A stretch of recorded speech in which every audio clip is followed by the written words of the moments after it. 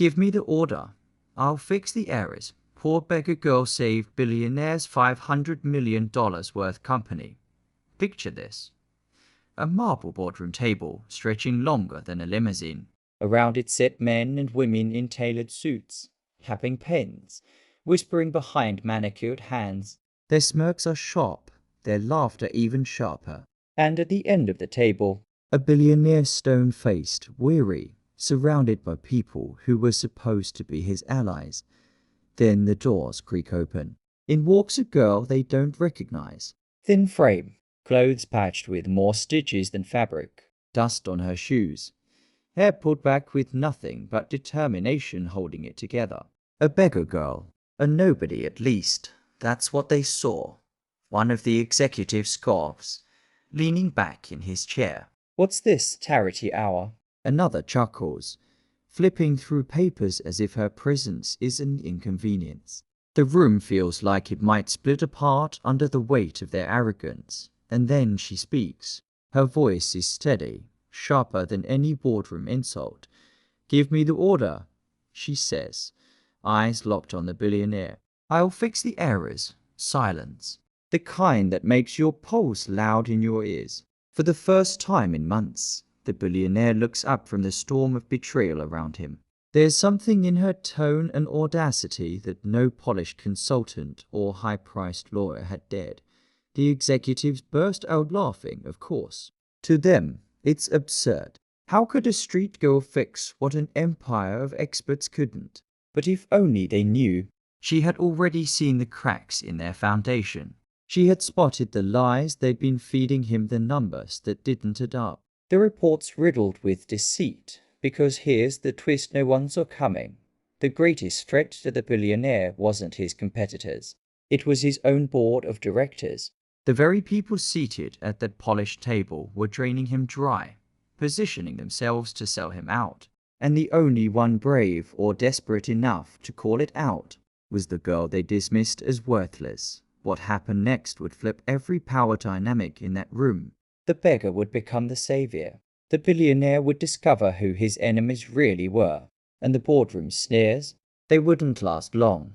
This isn't just a business drama. It's a story about how intelligence doesn't come dressed in a three-piece suit. Sometimes it shows up in rags, carrying nothing but grit, instinct, and a refusal to be silenced. And trust me, you're going to want to hear how this plays out. Hey, if you love stories where justice isn't just served, it's iced and plated in gold, go ahead and hit that subscribe button. These scripts take hours to craft, and your support really does mean everything. Now, let's get into it. Amelia didn't grow up dreaming of skyscrapers or million-dollar boardrooms. She grew up dreaming of warmth of a bed that didn't creak with rust, of meals that weren't a gamble between spoiled bread and hunger pains. By the time most kids her age were worrying about homework, she was worrying about which alley was safest to sleep in. People passed her every day. Some tossed coins like they were feeding a stray dog. Others averted their gaze, afraid her poverty might be contagious. She became invisible, just another shadow on the street. But here's the thing about shadows. They see everything. Amelia noticed details others ignored. A half-finished newspaper left on a park bench. A torn receipt fluttering against a trash can. A textbook tossed into a dumpster behind a college dorm. She collected them all like treasure. And slowly, painfully, she stitched together an education no one could take credit for but her. There she was, crouched by flickering streetlights, tracing equations on scraps of cardboard, whispering definitions to herself so she wouldn't forget. Some nights she sneaked into the public library, logging into computers with nothing but guest access. While the world scrolled through social media, Amelia scrolled through free coding tutorials and online finance lectures. Her fingertips were blistered from digging through dumpsters. But her mind, sharpened, restless, hungry for more. Now, if you'd seen her then, you'd probably think she was just another beggar, eyes tired, hands outstretched, hoping for kindness that rarely came. That's all the world saw. What they didn't see was the girl who could look at a messy spreadsheet and instantly spot the missing decimal, who could hear corporate jargon and break it down into clean, simple logic. She had moral insight than half the suits making six figures behind glass doors, and she knew it. That was the maddening part. Amelia wasn't delusional, she was aware of her own sharpness, her own potential. But knowing what you're capable of and being given the chance to prove it, those are two very different things. I remember her telling herself in a whisper one night, while staring at her reflection in a cracked shop window. They underestimate me because they don't look close enough. One day, someone will. It was a promise to herself. A vow forged in the kind of loneliness that either breaks you or builds steel inside your bones. Still, she wasn't perfect. She had days when bitterness ate her alive. Days when she questioned why she kept studying finance formulas she might never use. Why she cared about coding algorithms when no company would even let her pass the reception desk. But then she'd shake it off, scribble notes on a napkin, and remind herself every scrap of knowledge was a weapon, and weapons were meant for survival. And here's the irony: while billionaires in glass towers were bleeding money on bad deals, Amelia, who had nothing, could fix their errors in her sleep. But nobody was asking her. Not yet. So she waited, studied, endured, and in the shadows, she sharpened her edge. Tell me, have you ever been underestimated so badly? People had no idea what you were truly capable of. Drop a comment if yes, because Amelia's story, it proves the quiet ones are often the most dangerous, because what the world dismissed as a beggar was actually a storm in disguise. And when that storm finally broke, it would change everything. On paper, Mr. Hawthorne still looked untouchable. His company's glossy reports bragged about innovation, market share, global reach. But peel back the surface, and it was a slow-motion implosion.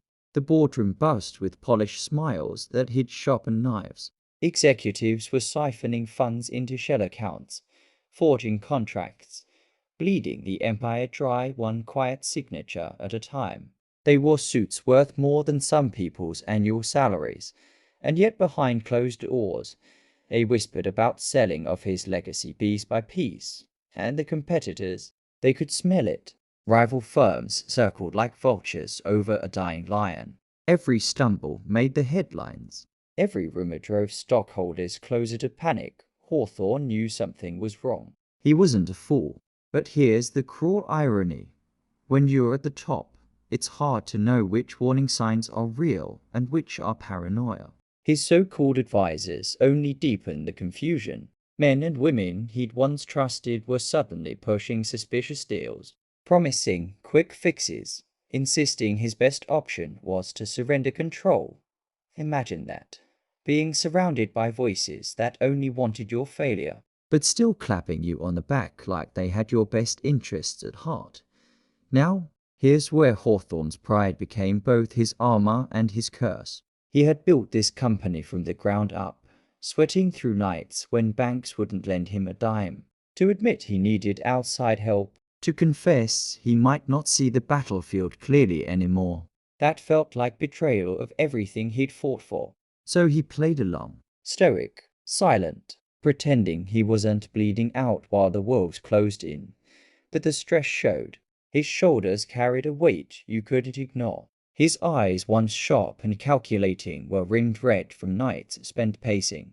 Every board meeting drained him a little more. He was cornered, and he knew it, and yet fate doesn't always tap politely. Sometimes it barges in through the side door of your life. One night, after another brutal meeting where his executives assured him things were fine, Hawthorne dismissed his driver and chose to walk. Maybe he needed air.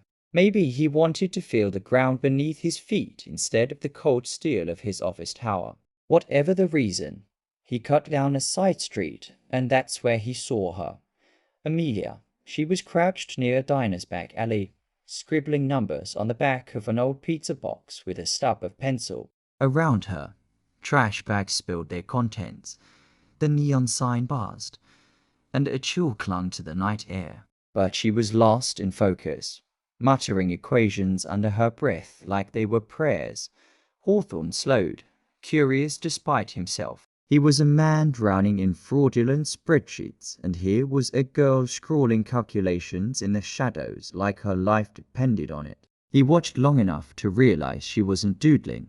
She was working through something complicated, real, clean logic written on cardboard. Strange place to balance books. He muttered without thinking. Amelia startled, clutching the box to her chest. Not books, she said, defensive. Errors. It was an odd answer, but the sharpness in her tone, the way she met his gaze without flinching, it reminded him of a fire he hadn't seen in years. Errors? He asked, half smiling despite the knot in his chest. She nodded. Numbers lie if you let them, but if you look long enough, they tell you who's cheating. The words hit him harder than they should have, because wasn't that exactly what he suspected? Lies, buried in the numbers. Sheets wearing loyalty like a mask. He left her with a bill tucked into her palm, more money than she'd expected to see in months, but she barely glanced at it. Instead, she said something that froze him mid-step. Give me the order, she whispered. I'll fix the errors. Her voice was steady, unshaken, for a man drowning in deception. Those words felt like a rope thrown into the storm. He didn't admit it, not yet. But something about her lingered in his mind long after he walked away, and that was the beginning. A billionaire, cornered by betrayal. A beggar girl, sharpening her mind in the shadows. Two worlds that should never have collided, about to crash head-on. See, life has a twisted sense of humor. Sometimes the help you need doesn't come from polished consultants or high-rise advisors. Sometimes it's waiting in the alley, clutching a cardboard box and daring you to take a chance. The boardroom smelled of polished wood and expensive coffee, but underneath was the stench of arrogance. Executives shuffled glossy reports across the long table, their voices smooth, their lies smoother. Each chart showed carefully massaged numbers, painted to look like progress. But Hawthorne, exhausted, cornered, couldn't shake the feeling that something was wrong. And then came Amelia. She wasn't supposed to be there. A girl in threadbare clothes, sitting at the edge of the room like she didn't belong. Because technically, she didn't. But her eyes scanned the papers like a hawk circling prey. At first, no one noticed her frown, or the way her lips moved silently, running through the figures. But when she let out a sharp laugh just once, short and disbelieving, every head turned. Something funny? Sneered one of the executives, his Rolex catching the light as he adjusted his cuff. Amelia didn't flinch. She slid the report back across the table, tapping one column with her finger. Yeah, she said. This projection here, it's a joke. The room froze for a beat before laughter erupted. Polished, mocking. The kind of laughter that makes your skin crawl. And what would you know about projections? Another scoffed. You beg for spare change outside subway stations. But Hawthorne leaned forward, eyes narrowing. He wasn't laughing. Amelia didn't look away. This line, she pressed, tapping again, relies on inflated revenue that doesn't exist. You've duplicated entries. Once you strip out the fraud, your company's not profitable at all. It's hemorrhaging cash. The laughter sputtered out. Executives exchanged uneasy glances, but quickly masked them with sneers. She doesn't know what she's talking about, one muttered. Then prove me wrong.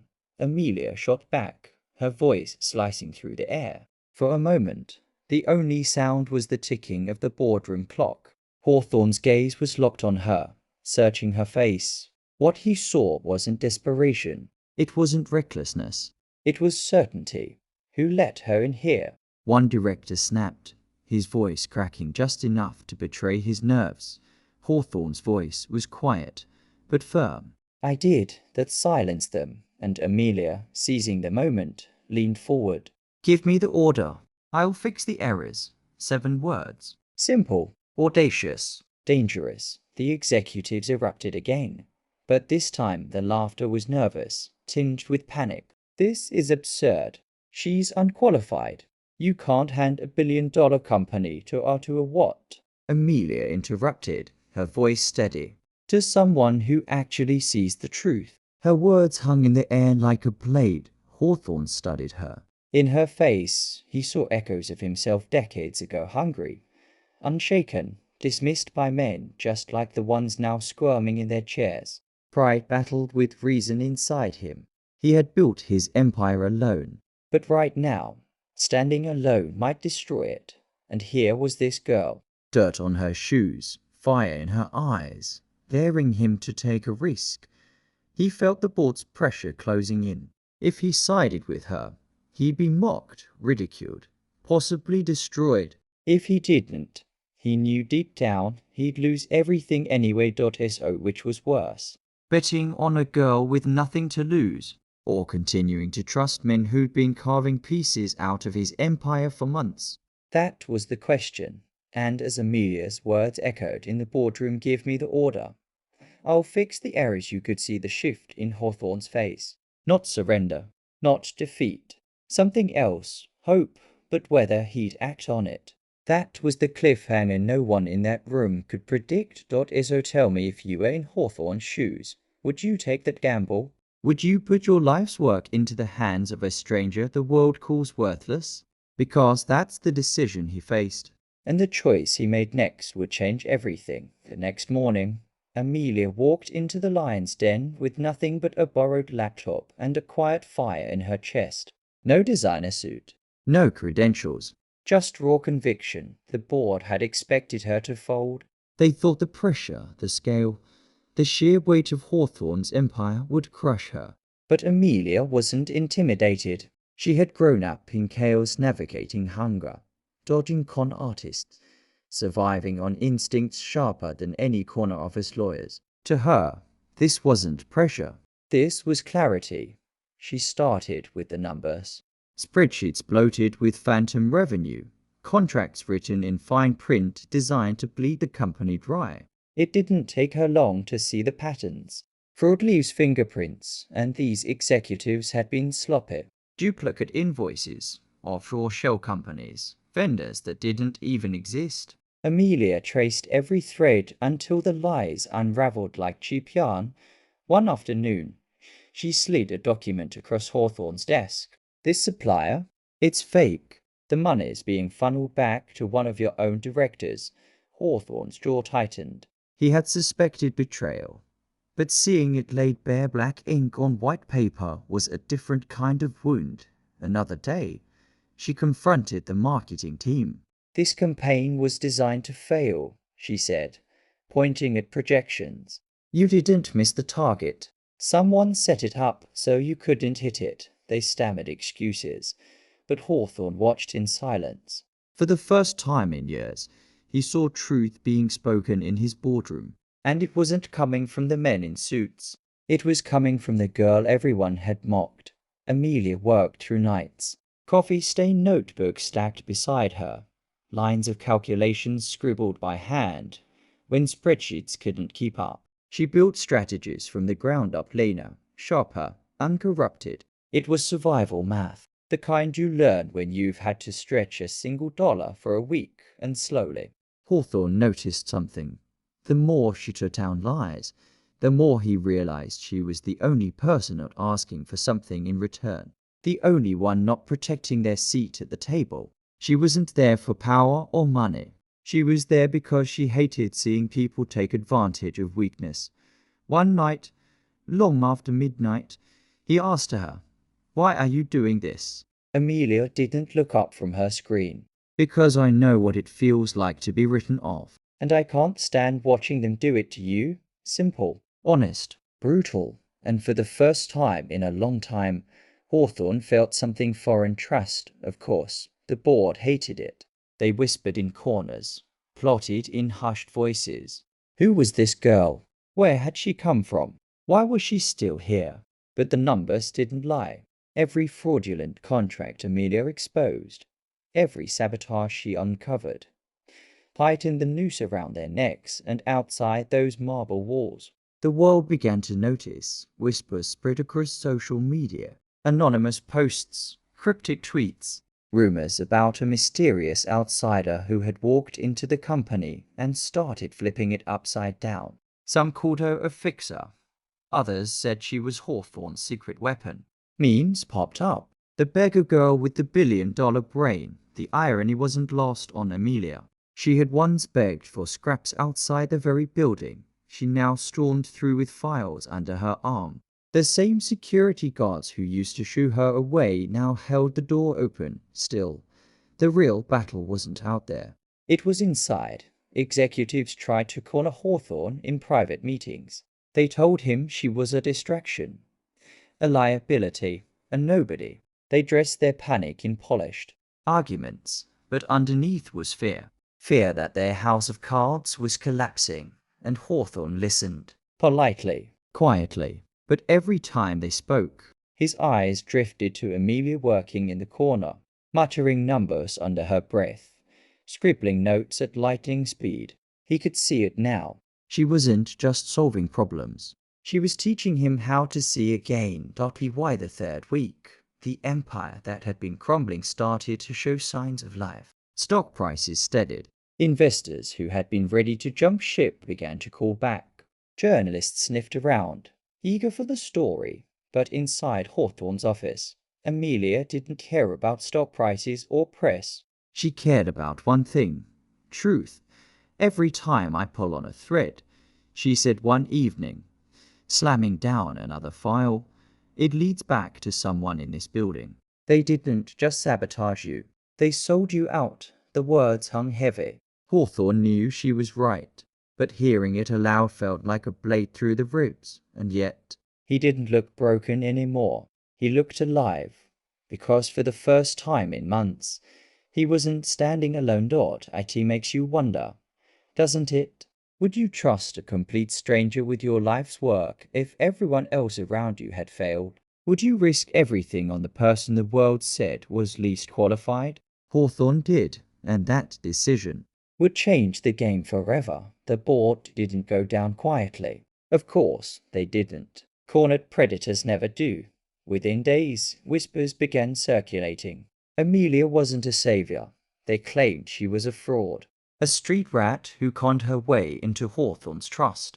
A scammer spinning fairy tales while siphoning secrets. Articles appeared in shady outlets, seeded by the very men she had exposed. Hashtags trended. Bigger girls came. For a moment, it worked. Investors panicked again.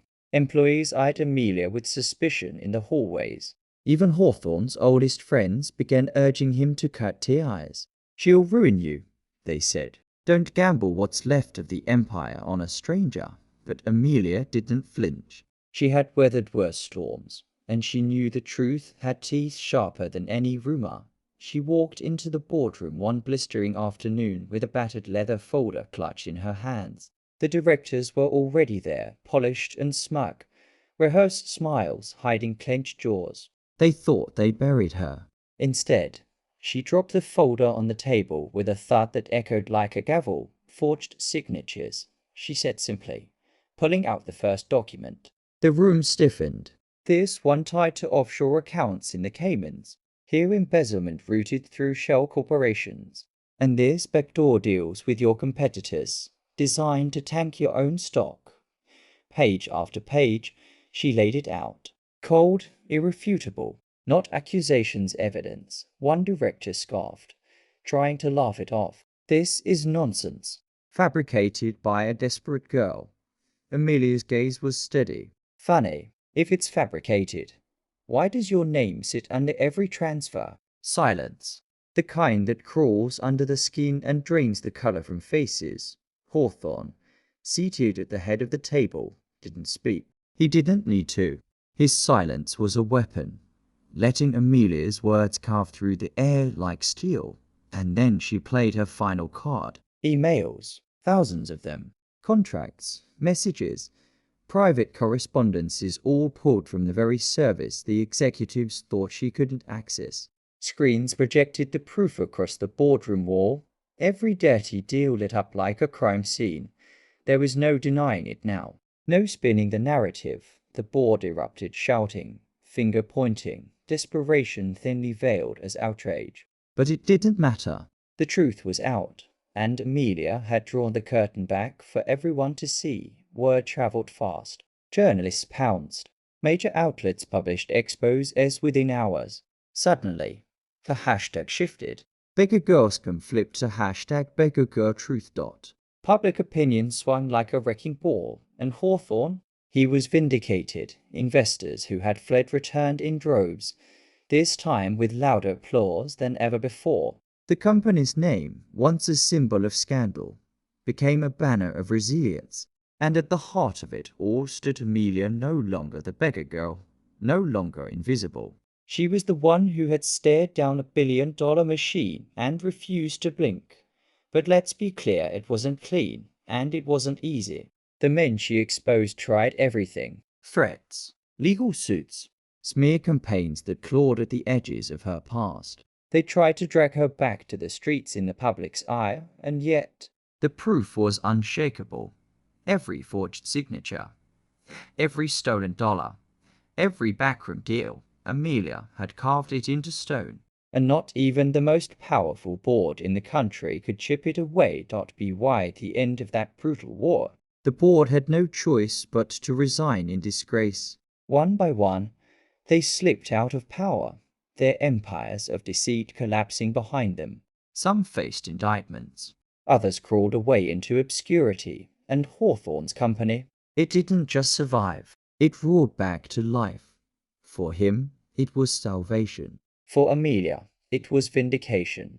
Proof that all those nights scavenging textbooks in the dark, all those mornings begging for scraps outside gleaming towers, it wasn't for nothing.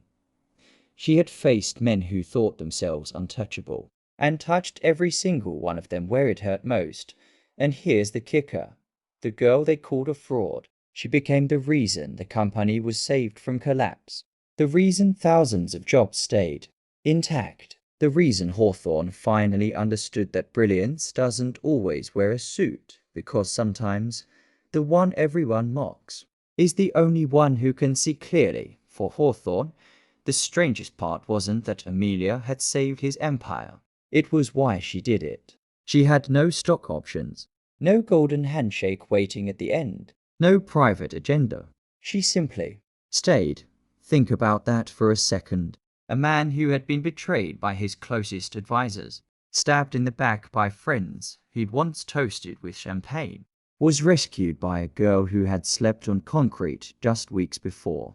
And when the dust settled, when the headlines shifted from scandal to salvation, Hawthorne saw something he hadn't noticed before. Loyalty not bought, not negotiated, not wrapped in contracts. Real loyalty, the board's downfall set of a chain reaction. Lawsuits flew like arrows. Prosecutors circled. Those smug executives who once sneered at Amelia now sat in depositions, sweating under fluorescent lights, trying to explain away their crimes. Some went bankrupt. Others faced prison. And every single one of them knew who had turned the tide. Amelia, she didn't strut. She didn't gloat. She simply got back to work sifting through reports, patching holes in strategies, and building what others had tried to burn down. But Hawthorne couldn't ignore it anymore. One late night, in the dim glow of his office, he finally asked her the question that had been gnawing at him. Why? His voice cracked, quieter than she'd ever heard it. Why go through all this for me? Amelia looked up from the screen, exhaustion etched into her face, but her eyes steady. Because I know what it feels like to have nothing, she said. And I saw you, about to lose everything. I couldn't just stand by. Simple words. No grand speech. Yet it hit him harder than any boardroom attack, because it was the first time in years someone had helped him with no strings attached. And that's when it clicked. Amelia wasn't just an asset. She was indispensable. Not because she had saved his company, but because she had given him something no billionaire could buy: trust. The world took notice too. Reporters who once labeled her a scammer now called her a prodigy. Analysts dubbed her the outsider who rewrote the rulebook. Social media painted her as a symbol of grit, of brilliance rising from the shadows. But beneath all the noise, There was something quieter, something deeper. For the first time in her life, Amelia wasn't invisible. She wasn't the beggar girl. She wasn't a background figure scraping for survival. She was seen for her mind, her courage, her unshakable loyalty, and that recognition, that moment of finally being valued, meant more to her than any fortune could. Funny, isn't it? The people with the most never gave her a second glance. But the moment she showed what she could do, the world couldn't look away. Amelia didn't walk into her new life with fireworks. There wasn't some overnight transformation where she swapped rags for designer gowns and suddenly forgot where she came from. No, her steps were slower, steadier, like someone learning how to breathe again. One week, she was sleeping beneath flickering street lamps. The next, she was walking into the company's glass-walled strategy office with her name printed on the door. Amelia Harper, special advisor to the executives who hadn't been fired. It was surreal. Some still bristled at her presence, whispering in corners, pretending not to watch her. But Amelia didn't care. She'd earned her seat, not by pedigree or privilege, but by being the one person who refused to let the empire collapse. And here's the kicker, she didn't change. Not really. She still rode the bus instead of a private car. She still scribbled notes on napkins out of habit. She still spoke plainly, never dressing up her words to impress anyone. Humility wasn't an act for her, it was survival, and she carried it like armor. But with her paycheck, she finally bought herself a tiny apartment. Nothing fancy, just 4 walls, a clean kitchen, and a bed that wasn't made of concrete. She hung a single shelf with the worn textbooks she'd scavenged years ago, a quiet reminder of the girl who learned by lamplight. Meanwhile, Hawthorne wasted no time in rewriting the narrative. At the next shareholders' meeting, cameras flashed as he stood at the podium and cleared his throat. This company, he declared, was not saved by me, or by anyone on this stage. It was saved by her. He motioned toward Amelia. The room turned, hundreds of eyes landing on her at once. Amelia felt her stomach twist, her fingers curled tight at her sides. But then the applause rose louder, sharper, rolling over her like a wave she hadn't prepared for. In that moment, she wasn't a nameless girl on the street. She was the woman who saved a $500 million empire. Later, when a journalist asked how she managed to pull it off, she smiled faintly and gave the kind of answer only Amelia could. I just fixed the errors they ignored. Simple, unshaken, true. And maybe that was the real revenge. Not just proving the corrupt board wrong, not just flipping the story from scammer to savior, but showing the world what it missed when it dismissed her as nobody. Because here's the truth, sometimes the person you ignore today could be the one who saves you tomorrow. That was Amelia's story. From shadows to spotlight, from a forgotten beggar to the indispensable mind behind a billionaire's comeback. And she never stopped being herself. And that's how Amelia's story came full circle. From a forgotten beggar scribbling ideas on napkins to a respected strategist with her own office and a seat at the table. The irony. The very people who once sneered at her, who laughed in her face and called her a fraud, now line up for her advice. Executives who mocked her insight can't sign a contract without double-checking her analysis first. The suits who thought she was disposable learned the hard way she was the only one who saw the cracks. Before the collapse, Hawthorne credits her openly as the woman who saved his $500 million company. The headlines call her a prodigy. But Amelia, she just keeps working, humble as ever. No need to gloat, no need to brag. Her revenge wasn't loud, it was living proof that brilliance doesn't always come dressed in silk. And maybe that's the real takeaway here. Sometimes the person you ignore today could be the one who saves you tomorrow. So what do you think? Would you have trusted Amelia if she walked into your boardroom? Or would you have dismissed her like everyone else? If you found Amelia's story as powerful as I did, hit like, drop a comment, and subscribe. We dig up these incredible revenge and redemption tales from Reddit, so you don't miss the best ones, because trust me, you're going to want to hear the next one.